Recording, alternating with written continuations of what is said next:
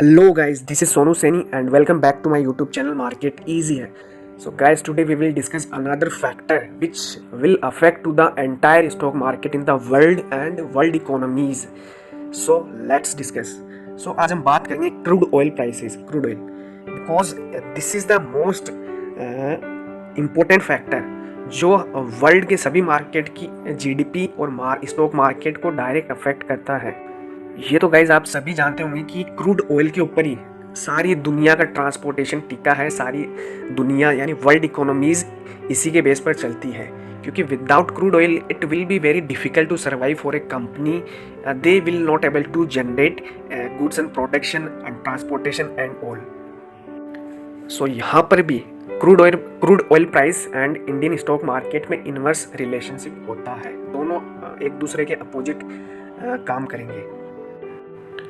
So let's discuss about the crude oil price, how it affects our Indian stock markets. So first point is that crude oil price में rise and fall ये commodities की price को affect करते हैं। जब commodities की price affect होती है तो जो कंपनी कमोडिटीज़ में डील या इंगेज होती है ना, उस पर डायरेक्ट इफेक्ट पड़ता है, और अल्टीमेटली जब कंपनीज़ पे फ़र्क पड़ता है तो वह कंपनी के स्टॉक को भी इफेक्ट करेगा। सो ये एक तरीके से कंपनीज़ जो कमोडिटीज़ में डील करती है ना, उनके स्टॉक प्राइस को भी डायरेक्ट हिट करता है, क्योंकि कमोडिटी क्रूड ऑयल के राइज एंड फॉल में कंपनीज के प्रॉफिट या फाइनेंशियल पे डायरेक्ट इफेक्ट पड़ता है। सो आप जब भी क्रूड ऑयल प्राइस राइज और फॉल होता है ना, इसका डायरेक्ट इम्पैक्ट इन कंपनीज के स्टॉक पे आप देख सकते हो guys. And second point is that जब क्रूड ऑयल प्राइस राइज होती है ना, तो हमें रुपीज़ में ज़्यादा पेमेंट करना पड़ता है, और इससे हमारा ट्रेड डेफिसिट भी बढ़ता है।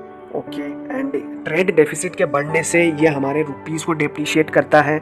ओके, एंड इसके कारण हमारा इंपोर्ट्स, जो कंपनी इंपोर्ट करती है ना, उनका इंपोर्ट एक्सपेंसिव हो जाता है, एक्सपेंसिव बन जाता है उन कंपनीज़ के लिए, और अल्टीमेटली जो कंपनी इस क्रूड ऑयल पे डिपेंड करती है ना, तो उनके लिए बिजनेस चलाना काफ़ी मुश्किल हो जाता है। The price of the stock of these company will decline, मतलब ऐसी कंपनीज के स्टॉक प्राइस पे डायरेक्ट अफेक्ट होते हैं और डाउन होने लगते हैं, क्योंकि जब क्रूड ऑयल की प्राइसेस राइज होती है ना, तो हमें इंडियन रुपीज़ में ज़्यादा पेमेंट करना पड़ता है। इससे हमारा ट्रेड डेफिसिट डायरेक्ट बढ़ता है, और डायरेक्ट ट्रेड डेफिसिट बढ़ता है तो आपको ये भी पता है कि रुपीज़ होता है ना हमारा, वो डेप्रिशिएट होता है, उसकी वैल्यू भी डाउन होती जाती है। और इस तरीके से जो कंपनीज इन्वॉल्व होती है ना, जो इंपोर्ट करती है क्रूड ऑयल, उसकी प्राइस कॉस्ट ऑफ प्रोडक्शन में भी इफेक्ट पड़ता है, कॉस्ट ऑफ इंपोर्ट में फ़र्क पड़ता है। ओके, और इस इम्पैक्ट के कारण ही उस कंपनीज के प्रॉफिट भी अफेक्ट होते हैं, उसके प्रोडक्ट की फाइनल प्राइस भी अफेक्ट होती है, जिसके कारण इन कंपनीज इन क्रूड ऑयल प्रोडक्ट में डील करती है और जो इंपोर्ट करती है, उनके स्टॉक प्राइसेस भी डिक्लाइन होना स्टार्ट हो जाते हैं जब क्रूड ऑयल प्राइस राइज होती है। एंड इसी के अपोजिट जब क्रूड ऑयल प्राइस डाउन होती है, डिक्लाइन होती है, तो इसी के अपोजिट ये इंडियन स्टॉक मार्केट के लिए अच्छा साइन होता है, और कंपनीज के शेयर्स, जो कंपनी इंपोर्ट करती है क्रूड ऑयल इंपोर्ट करती है, तो उनके कॉस्ट भी अफेक्ट होगी और उनके प्रॉफिट पे डायरेक्ट इफेक्ट पड़ता है, और क्रूड ऑयल प्राइस डाउन होने से इन कंपनीज के स्टॉक में भी काफ़ी बूम आता है और बाइंग आती है।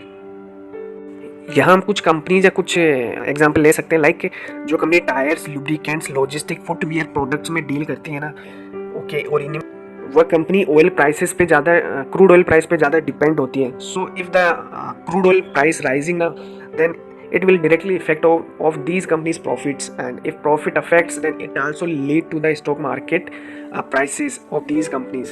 so इन companies के stocks directly affect होते हैं जब crude oil price up या down होता है। okay,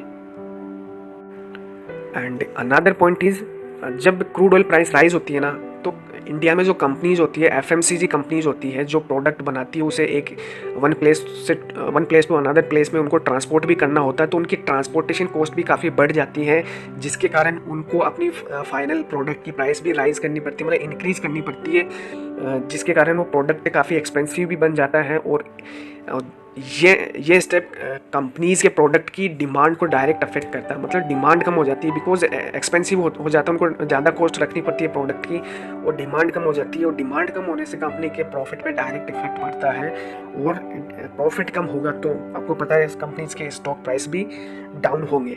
सो जब भी क्रूड ऑयल प्राइस राइज होती है ना, तो इन कंपनीज के स्टॉक्स पे भी डायरेक्ट इम्पैक्ट पड़ता है। And last point is that जब क्रूड ऑयल प्राइस राइज होती है ना, तो ये आपको पता है कि इन्फ्लेशन को राइज करता है और डाउन करता है, मतलब इन्फ्लेशन पे डायरेक्ट इफेक्ट पड़ता है। जब क्रूड ऑयल प्राइस राइज होती है तो कंपनीज़ के लिए इंपोर्ट करना, क्रूड ऑयल इंपोर्ट करना काफ़ी महंगा हो जाता है। और जो कंपनीज़ जिनका बिजनेस ही क्रूड ऑयल पे डिपेंड होता है, ट्रांसपोर्टेशन करना पड़ता है गुड्स को one place to another place का। सो ये सारी चीज़ें एक तरीके से अफेक्ट करती है कंपनीज़ को, उनके गुड्स की प्राइस को एक्सपेंसिव हो जाते हैं और इससे इन्फ्लेशन बढ़ता है, और इन्फ्लेशन बढ़ने से डायरेक्ट जीडीपी पे इफेक्ट होता है। जीडीपी की ग्रोथ कम हो जाती है और जीडीपी डेटा भी नेगेटिव आते हैं, जिससे डायरेक्ट इफेक्ट होता है हमारे स्टॉक मार्केट पे।